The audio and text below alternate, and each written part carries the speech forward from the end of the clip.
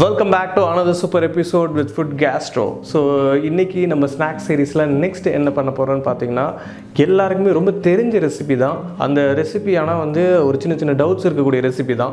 So வாழைப்பூ வடை. இந்த வாழைப்பூ வடை எப்படி பண்றதுன்னு தான் நான் உங்களுக்கு சொல்ல போறேன். இது வந்து மூணு விதமா மாவு அரைப்பாங்க. ஒன்று பாத்தீங்கன்னா அந்த கடலைப்பருப்பு ஊற வைக்க பார்த்தே அது கூட வந்து காஞ்ச மிளகா, அது கூட வந்து சீரகம் இதெல்லாத்தையும் போட்டு அரைப்பாங்க. இல்லை சோம்பு போட்டு கூட அரைப்பாங்க.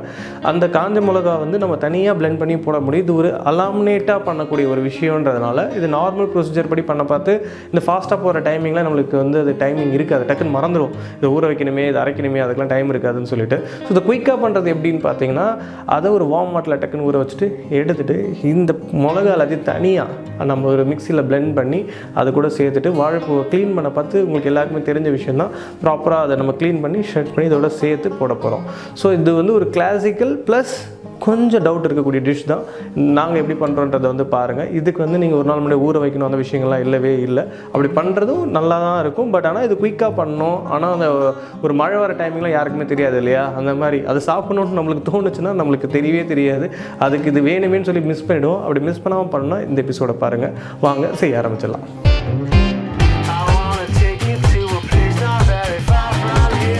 ஆல்ரெடி நம்ம கடலைப்பருப்பை ஊற வச்சுருக்கோம். அதை நம்ம அதில் போட்டு ஒரு கோஸாக வடைக்கு அரைக்கிற மாதிரி அரைச்சிக்க போகிறோம்.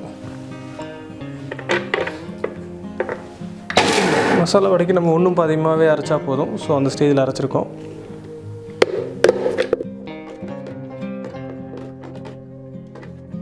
இப்போ கடலைப்பருப்பு சேர்த்ததுக்கப்புறம் ஃபஸ்ட்டு நம்ம வடைக்கு தேவையான அளவு நம்ம உப்பு சேர்த்துக்கலாம். உப்பு சேர்த்ததுக்கப்புறம் பெருங்காயம் சேர்த்ததுக்கப்புறம் இதுக்கு தேவையான அளவு சோம்பு,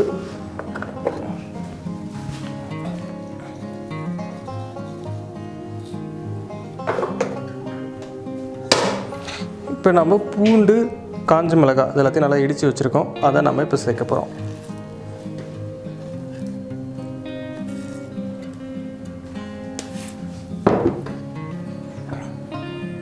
இது கூட ஒரு வெங்காயம் நம்ம சாப் பண்ணி வச்சுருக்கிறத சேர்க்குறோம். வெங்காயம் சேர்த்ததுக்கப்புறமா கொஞ்சமாக இஞ்சி, இதுக்கப்புறம் இங்கே வந்து பார்த்திங்கன்னா கருவேப்பிலை, மல்லி, பச்சை மிளகா இது மூணுத்தையும் நம்ம இதில் சேர்க்குறோம்.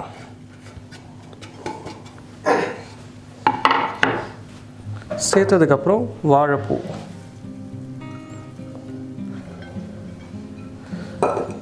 க்ளீன் பண்ணி எடுத்து வச்சுக்க வாழைப்பூ சேர்த்ததுக்கப்புறம் நம்ம இதெல்லாம் மிக்ஸ் பண்ணிக்கிறோம்.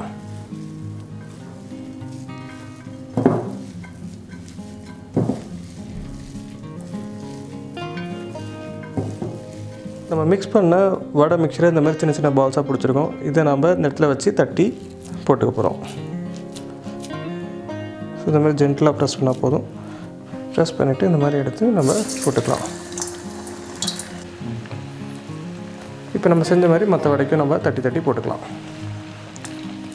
ரொம்ப ப்ரெஸ் பண்ணணுன்னு அவசியம் இல்லை, தட்டினாலே போதும். உங்களுக்கு கை ஒட்டாமல் இருக்க வேணால் ஆயில் சேர்த்துக்கலாம். இந்த மாதிரி ரெடி பண்ணிட்டு நம்ம போடுவோம்.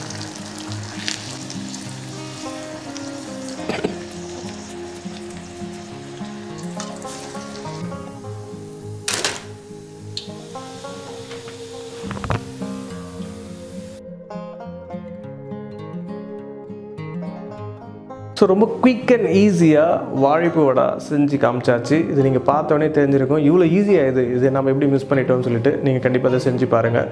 செஞ்சுட்டு இதோட அவுட்புட் எப்படி இருந்ததுன்றதை எங்களுக்கு கமெண்ட்டில் சொல்லுங்கள். இந்த மாதிரி டிஃப்ரெண்ட் ஸ்நாக்ஸ் செக்மெண்ட்டோட நான் உங்களை வந்து பார்க்குறேன். Until then, bye from Chef Saronan.